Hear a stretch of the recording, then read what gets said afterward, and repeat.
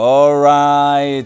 Good evening. After the official launch of the BBI report on Monday this week, the conversation has shifted to the much-awaited referendum. But will that be possible after what happened on Monday when the Deputy President stood against the tide and poked enough holes on the report? And did the organizers at the Bomas of Kenya plan to leave out the Tanga wing of the Jubilee Party on purpose? We are discussing this and so much more with Tegania West Member of Parliament John Mutunga and Embakasi Member of Parliament James Gakuya. And in the House, we have Youth Policy Advisor, who is Ruth Ambogo. Welcome to Tipping Point. My name is Frederick Mwiteriri. My sign language interpreters are Teresia Washira and Tracy Dorcas. Okay, I'm being informed that Maithia is here with us. And now to the question of the day. Is the BBI the solution to the problems facing Kenya? Is the BBI the solution to problems facing Kenya? Text us on 111 444 111. Also comment on Facebook, Twitter, and on YouTube at Switch TV Kenya. My Twitter handle is at Fred Mwiteriri, and I can promise you we are live on Facebook, Twitter, and on YouTube. Karibu sana. Right about time. This is what the president said about his deputy, William Ruto. Na nawashukuru, na ndipo namshukuru hata sasa upande yetu ya Jubilee namshukuru kwa sababu tulisonga pamoja hapa katikati, ndio sasa 2022 ikaanza kuwa inapita.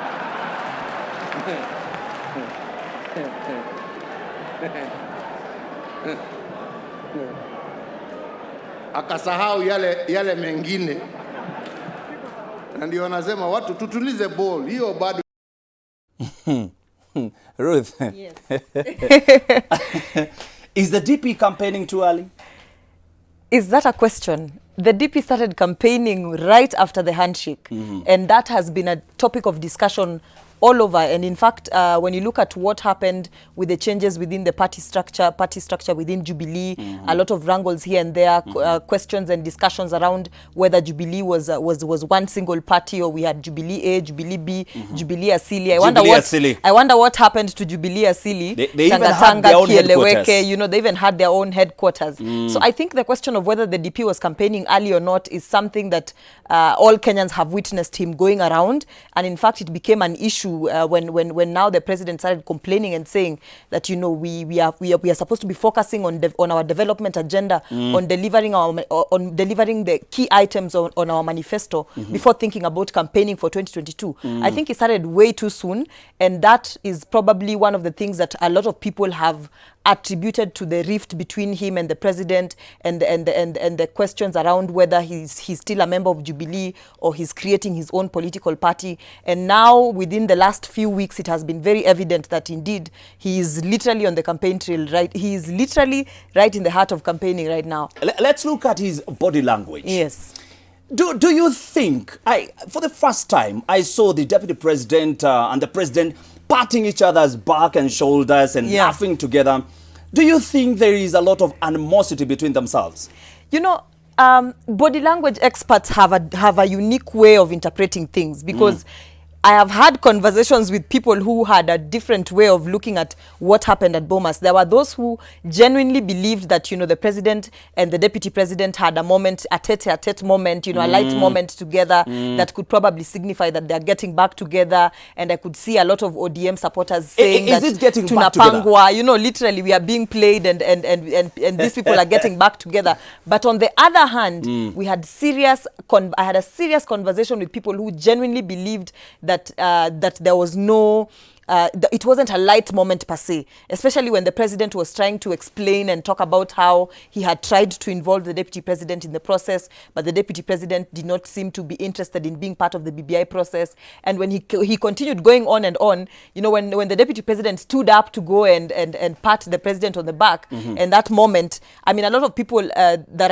I had a conversation with who are holding a contrary view were of the opinion that, you know, the deputy president was feeling as if the president angeendelea kuongea, like he had he spoken any further, asiongee sana. You know how you go tell somebody usichome sana, unaharibu, you know? He literally had to go and sort of stop that discussion and stop that conversation from wherever it was headed. And looking at that moment personally, I think the president coming out clearly and saying that, you know, talking about how he had tried to involve the deputy president was also a way of in a way, expressing his frustrations, you know, in my view, that he was expressing his frustrations, the frustrations that were coming from the point of view that, you know, I thought this would be an inclusive process, that when we initiated the handshake, I expected you as my deputy president to come and join me in this process, because the process was less about two people shaking hands and more about trying to find a solution to Kenya's problems, trying to find a way forward for the country, moving forward peacefully. And he genuinely expected that the deputy president would be with him. And I don't think that anybody would, if you heard what he said that, you know, I thought we were moving together, and then when I was going to pass on the baton, he literally turned and moved backwards. You know, I don't think that is something positive. And the president has mastered the art of talking about very serious issues while laughing, you know. So it could also be a situation where someone is literally just expressing their frustrations but smiling about it. And in my view, if someone is smiling while expressing their frustrations, trust me, that is not someone you would want to mess around with. I'd rather a person who is frustrated and shows it from their emotions, and you can clearly tell from their face that they are frustrated, as opposed to the person who smiles at you and is expressing some level of frustration, because what the president was talking about was quite serious. Hold that thought. Now, this is what the deputy president had to say in that particular meeting on Monday. The question I am asking myself, have we sorted out the winner take all question?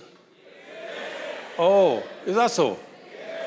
So, the president from his side, like for example here, President Uhuru Kenyatta, I am here, Kimunya is the prime minister, because he's the leader of majority. We have Jimmy Angwenyi, who is our deputy, as a deputy prime minister, and maybe Maoka Maore as one of the deputies. So, what happens to the whole NASA brigade, together with Musalia and all these other people? I have in the house Tigania West Member of Parliament, John Mtunga, with us tonight, and he'll be telling us, John, karibu sana to our show. Thank you very much. Have we sorted out the winner takes all mentality during elections? The BBI doesn't do that. It is the winner take it all. The way it has come out is that the winner takes it all. Why am I saying that? Because you have the president campaigning with the deputy. So they become president, the presidency. So there's the president and the deputy. Then the leader of majority in the House, the one which has the highest number of parliamentarians, becomes the prime minister. The prime minister. Appointed by who? The president. The president. And then he has two deputies, also appointed by the president. So, how have we sorted out the winner take it all? The winner has even expanded the scope. What does this mean for the BBI? Yes. You know, before I even talk about what does it mean for the BBI, I think we need to debunk what winner takes it all mentality means, what it means for Kenyans. Tell us. Because in a Kenyan's mindset, the winner takes it all is a mindset where one person becomes president and then everybody else appointed comes from the same tribe as that of the president, the person who becomes president. So the question of winner takes it all was a question that in Kenyans' minds was supposed to be resolved by tribal inclusivity. Because in Kenya we generally have the political, we play the politics where our aspirations and thoughts are that if my person is in government, then I will have development coming to me. So the question of exclusivity was coming from the point of view of where certain tribes feel that when you have a presidential candidate who gets to win an election, then the winner takes it all comes in where he appoints everybody from his tribe. So when we talk about winner takes it all being resolved by BBI, we are envisioning a situation whereby whatever bill that shall be brought forth that shall be talking about the appointment of the prime minister, talking about the appointment of the two deputy prime ministers, shall incorporate a provision that says that, you know, that there is a limit to what number of people can be appointed from the same tribe. So resolution of the winner takes it all comes in where we say, yes. Let's be realistic. Yes. if the president and the deputy presidents put it so well, if the president, the deputy president, say in Senate, Kipchumba Murkomen, and anyone else in the Jubilee government is taking it, what happens to NASA?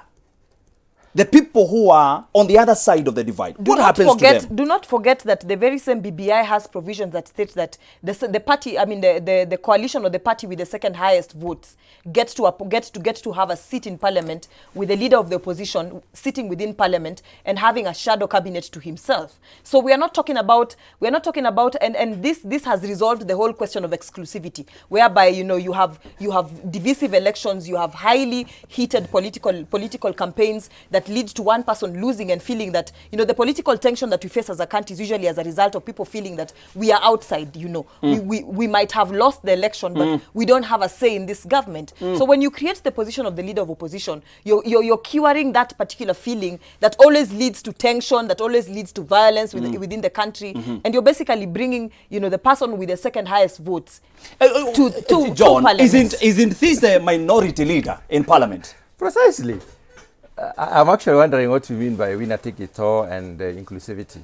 Because if you look at what BBI is proposing, BBI proposes exactly what was there before and then just expands the scope of the government. So what I'm trying to say is that, first of all, the president appoints, as we said.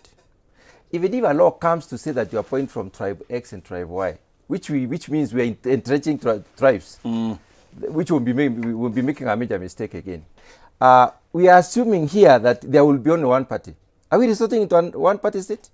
Are we assuming that we shall not have formidable opposition, very strong opposition, in the sense that we can have an opposition which has 48% of the Kenyans?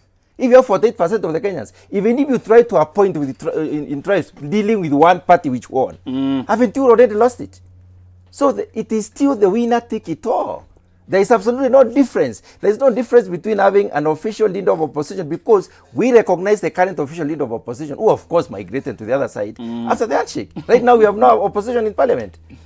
So that's exactly the position that BBI is proposing. Ruth. Yes.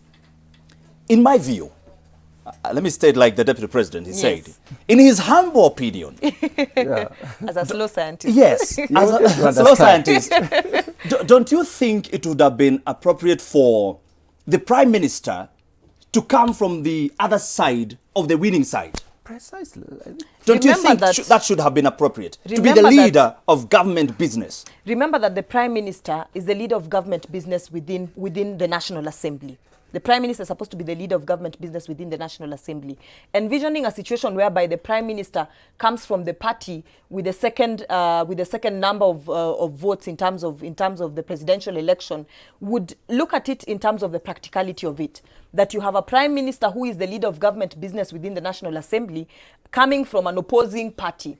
Assuming now we are looking at how government is supposed to function, and definitely how our political contestations continues even right after elections, especially when you have a very strong opposition. 2 years even. It is likely to emanate into a situation whereby you have a prime minister who makes it impossible for government business to proceed or move in any direction whatsoever, because their intention is to frustrate the efforts of the president. So it only makes sense that the prime minister comes from the party with the highest, the coalition of the party with the highest votes, or the coalition of the party, basically the coalition of the party with the highest votes, because he is the leader of official government business within the National Assembly. Yeah. All right, this is what the deputy president had to say about nothing else other than the IEBC. On the matter of IEBC, the recommendations that I have read say that political parties participate in the appointment of commissioners to IEBC. My brother Raila Odinga is good at football. So let me try to ask, how fair will be a league where the referee is appointed by teams? My director is telling me, between Arsenal and Manchester United, we'll have football, as men, yeah? Okay. There's a referee called Mike Dean in the UK. Yeah. He's known to make sure that Arsenal loses. Yeah. So in this particular question, are we putting Kenya on a road where few months down the line will not be having a winner in an election? Because political parties, one of the commissioners stands and says, you know what, my candidate won. Yeah. The other two commissioners, they stand and say, our candidate won. Yeah.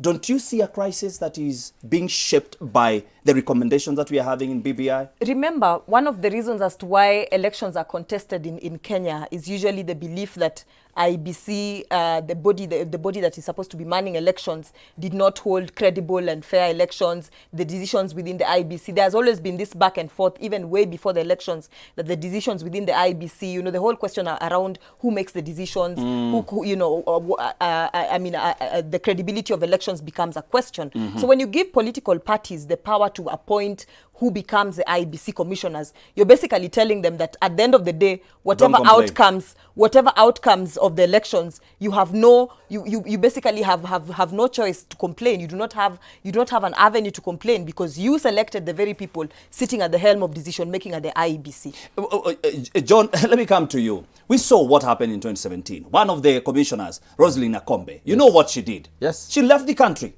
She resigned and left. So what happens if one of the commissioners says, you know what, our candidate won, and they won, and I'm fed up, and I leave? What happens? We are thrown into crisis. And IBC is supposed to be non-partisan. What I understand by non-partisanship is that you should not be aligned to any party.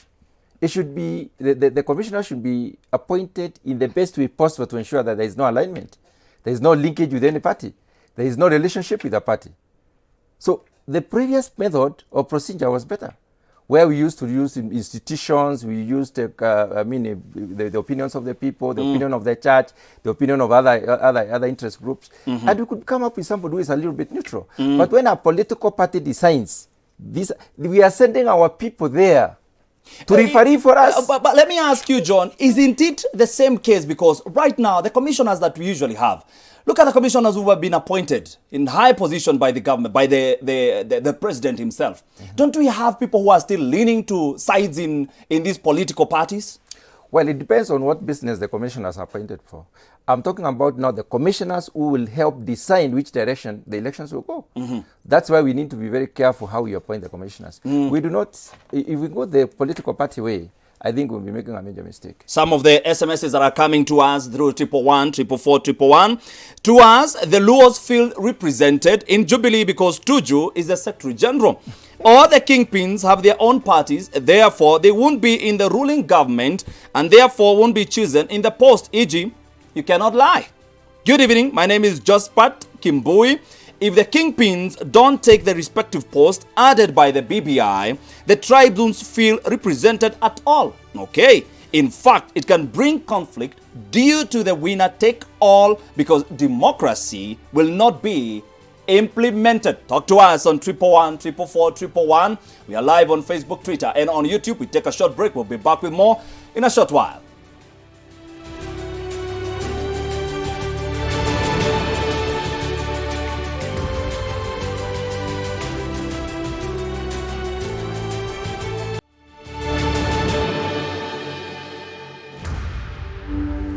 And welcome back to Tipping Point. My name is Frederick Muitiriri. My sign language interpreter is Teresia Washira. I asked you earlier on, is the BBI the solution to the problems facing Kenya? Is the BBI the solution to problems facing Kenya? Text us on 111, 444, 111. We are live on Facebook, Twitter, and on YouTube. This is what Naivasha Member of Parliament Jane had to say earlier on today about being invited at the Bomas of Kenya.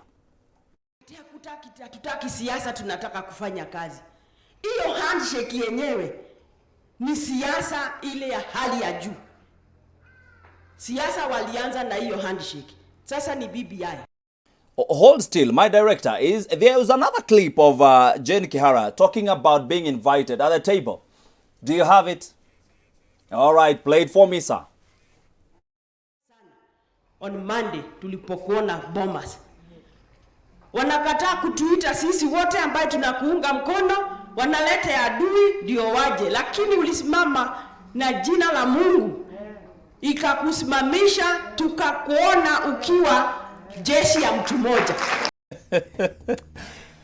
Were you invited at the Bomas of Kenya?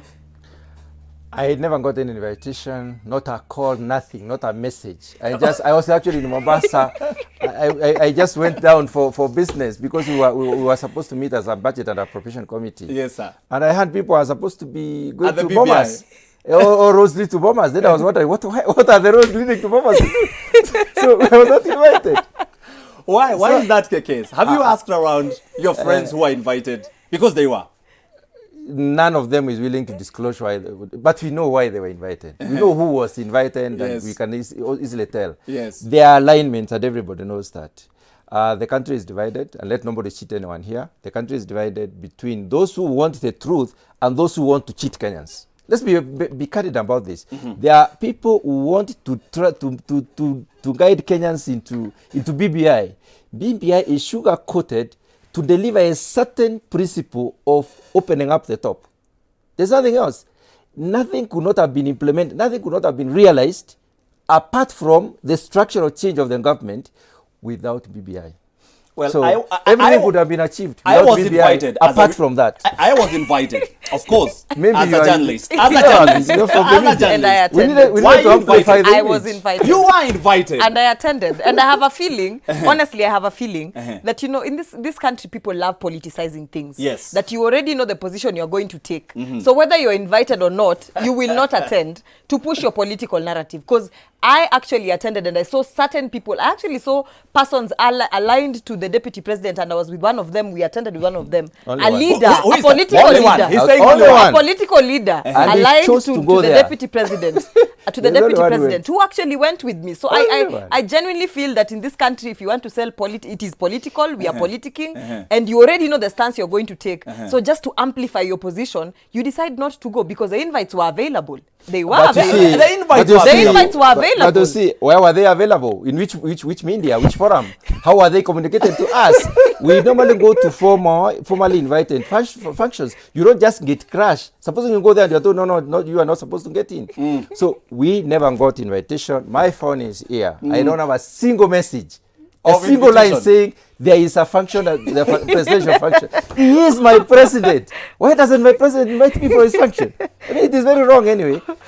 He's your party We are not leader. politicizing this. He's your party the leader. only person who actually went, and we talked a bit towards, just when it was about to start, Yes. is Moses Kuria. Moses Kuria said, I will go there and I will sit there and I will listen and I will stand even if they need me and I'll answer questions if I have asked questions. That is exactly what happened. But we decided to go about our business because we were not invited. And it doesn't mean that we hate BBI. It doesn't mean that we cannot see there are some things that BBI can do. But it's reorganization, it's reordering issues, reordering functions, reordering commitments. We have very clear policies in this country which can be implemented completely. We can sort out the youth issue. We can sort out the inclusivity. We can sort out corruption.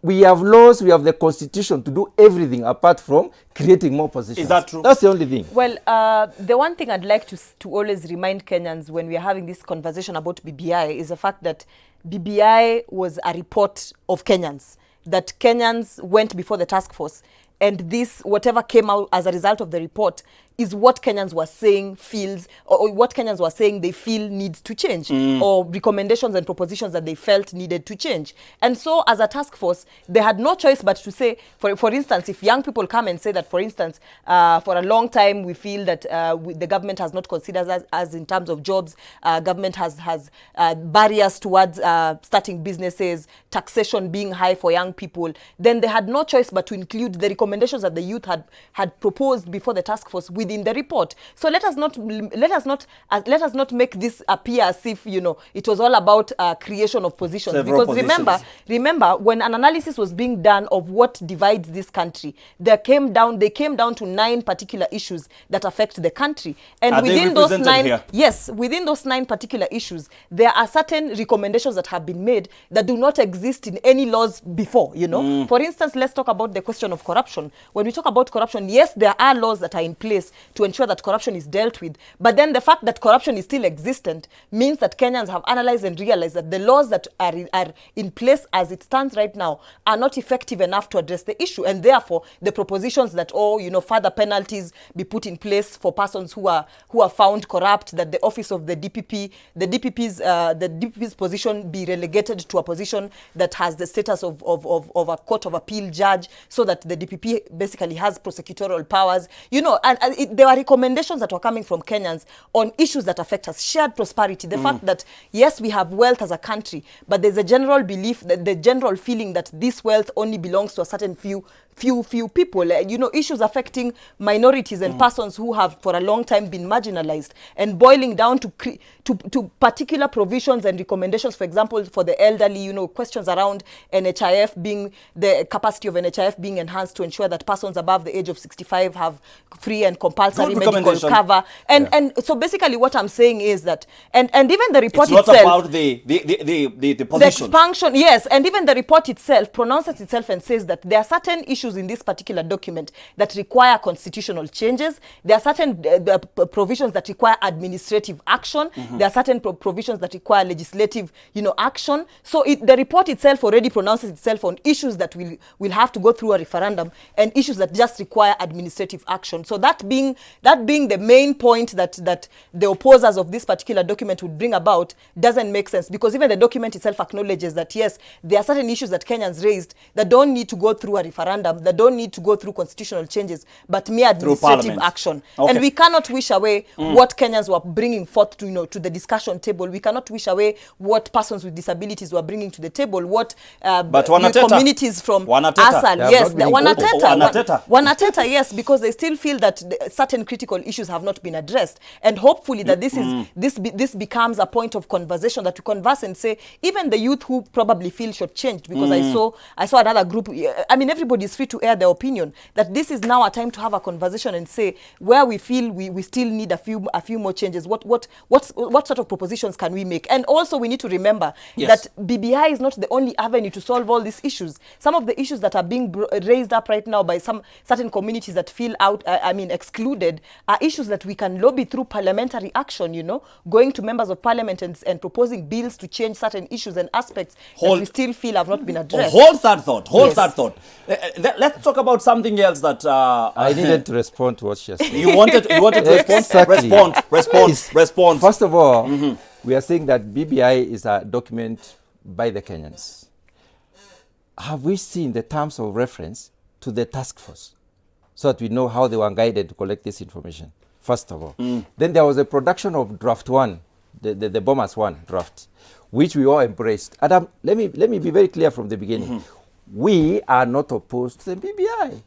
We are saying that we need national conversation on issues that do not seem to solve any problem. Wasn't there an opportunity for national conversation? We are discussing this document, which is not supposed to be adopted. They spoke to 400 individual groups. Initially, there were emails. Yes. Listen. There were sittings at KICC. There were regional meetings. Okay, I'll remind you. Yes. In the first case, they spoke to 755 individuals. I mean 4,000.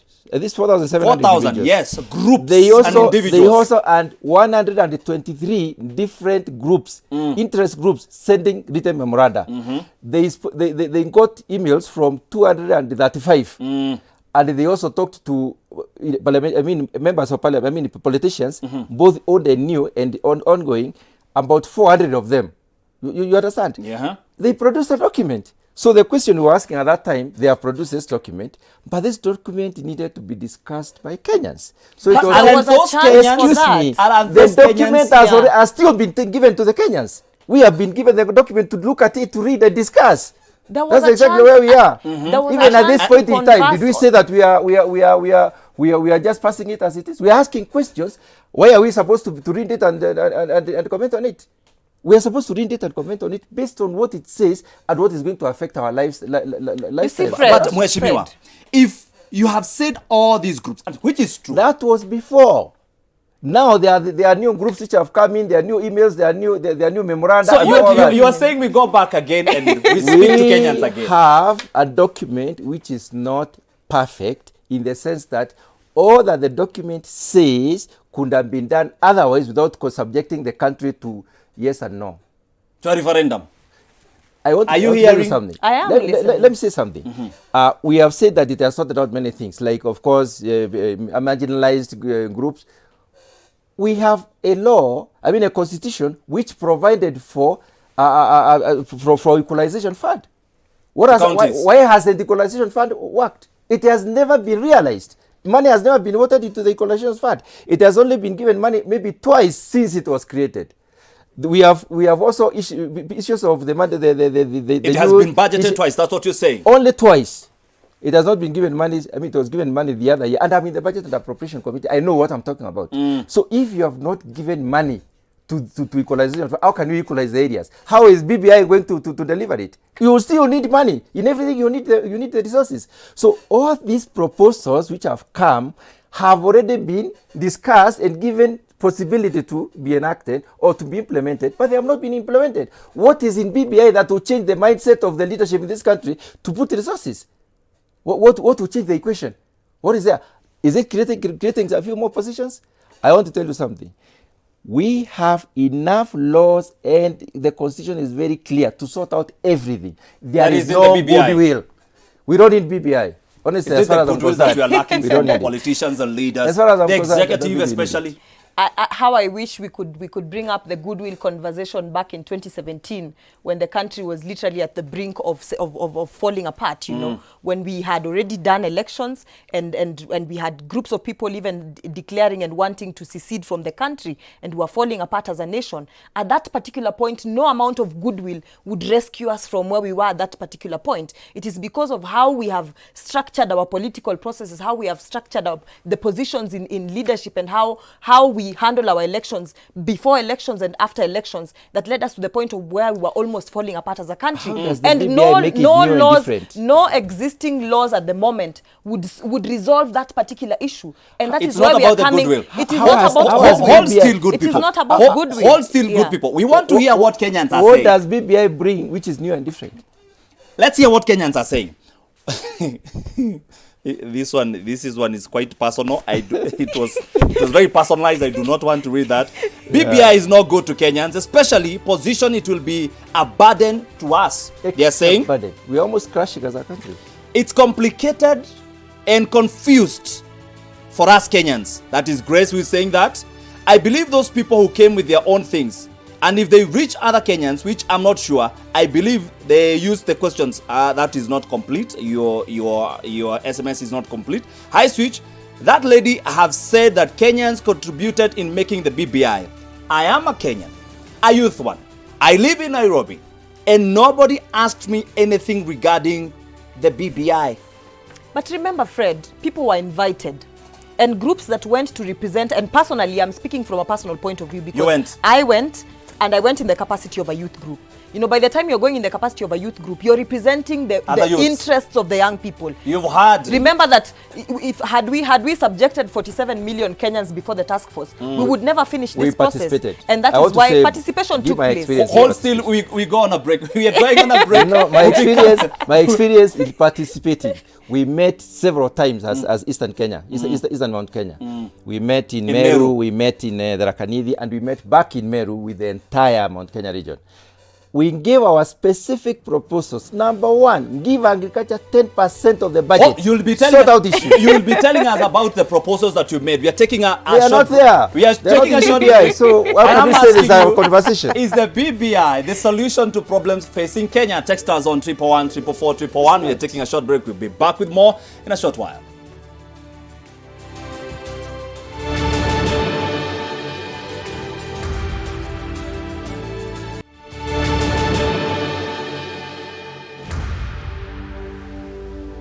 And welcome back to Tipping Point. My name is Frederick Muitiriri. Now, there is a statement that has been sent by IEBC in relation to what the former Prime Minister, Raila Odinga, had said earlier today. And I'll read to you some of the quotes of what the former Premier had said to Kenyans in regards to elections and the cost of a referendum. And this is what Raila Odinga had tweeted earlier today. I think this is earlier today. In a country with government institutions, including police stations, schools, national and county government offices, and government vehicles in every corner, in addition to a fairly well-developed transport infrastructure, we should be able to conduct a one-ballot referendum at no more than 2 billion shillings for 20 million voters. The 14 billion shillings the IEBC is talking about is not only outrageous, but also a manifestation of the institution's insensitivity to the changes Kenyans are crying for in the management of public affairs. And this is what IEBC few minutes ago tweeted and said about the 2 billion shillings. And I read to you. The Commission attention has been drawn to a statement by Right Honorable Raila Odinga in his Twitter handle to the effect of the upcoming referendum that it cannot cost 14 billion shillings. Down there it says, the table, they have given a table, tabulated what cost the 2010 referendum. It cost 10 billion shillings. 2017 fresh presidential election cost 11.9 billion shillings. The proposed referendum will cost 13.7 billion shillings. The above table shows the country spent 10 billion shillings in conducting the 2010 referendum. Is it true that a referendum can cost 2 billion shillings? Well, I am not an expert in referendums, but I would want to say that, I mean, even if we were to go by the position of the IEBC, that the referendum would cost about 11 billion shillings, I'd want to take us back to what is the cost of not making these reforms that we are talking about as a country. And to be more specific, the reforms that will ensure that inclusivity is achieved. The reforms that will ensure that, you know, Kenya is not divided as a country right after elections. The reforms that will ensure that we do not have cyclic violent elections every other year. In the last post-election violence that we had in 2007, remember that the country lost an estimate of about 430 billion shillings. And any other time we have an election, because of the uncertainty right before the elections and the uncertainty and the chaos after the election, even the minimal chaos that we experience as a country cost us about 3% of our GDP that particular year. Billions of shillings. Which is billions and billions of shillings. So if we are having a referendum that is assuring us and guaranteeing us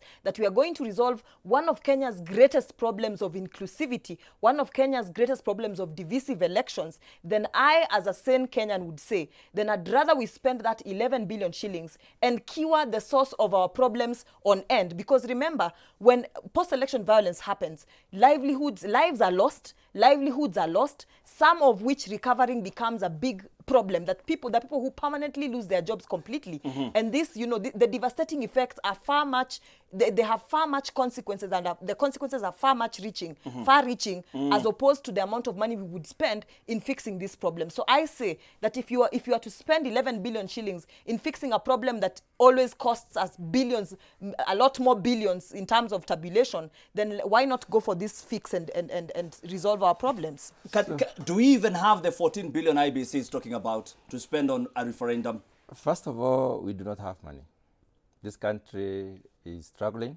Of course, with COVID, we have at very low levels of revenue collection. The targets have not been met. We are operating at much lower than probably we could have expected. And the budget has not changed. You see, you realize that the county revenue allocation bill ended up giving the county governments what they were given last year. And also the national government has not necessarily, the budget has not been reduced. Although we expected that the minister, the CS Finance, to come up with a supplementary estimate which will probably moderate a little bit. But I want to tell you the truth, the country does not have that muscle. Leave alone. Secondly, it's not provided in this budget. If you want to heal, now, is it too much? Let me ask you, what healing are we talking about in this particular case? What solution does it? Which inclusivity? Which inclusivity? When the winner is still taking it all and there's a huge opposition. What are we talking about? This is creating more exclusion, it's deliberate exclusion. In fact, BBI to me I may rephrase it as breaking bridges deliberately. I mean, intentionally. Because what are we talking about? Are we trying to say that everybody in Kenya, in this case, will be included? He is getting in it wrong. He's getting it wrong. No, let me finish. Yes. I also think you need to have a minute to air my point. Let me ask you something. Right now, we are speaking, isn't it? Let's be candid.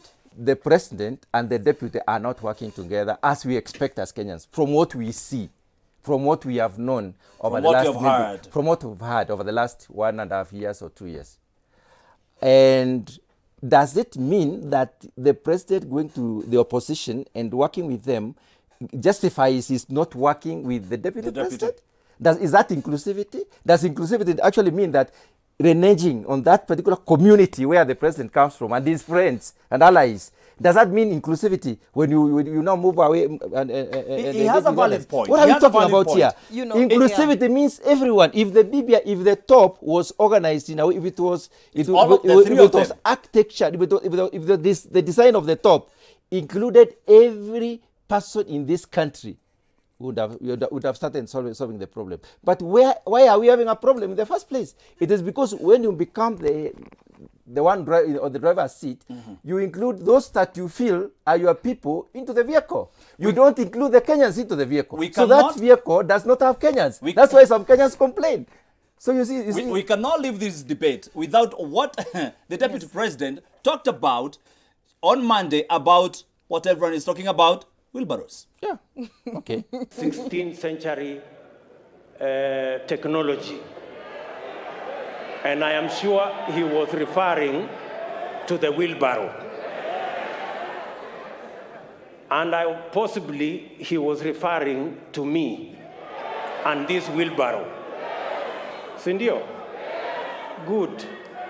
Now, the question I want to ask us, how come in the 21st century, a 16th century tool called the wheelbarrow,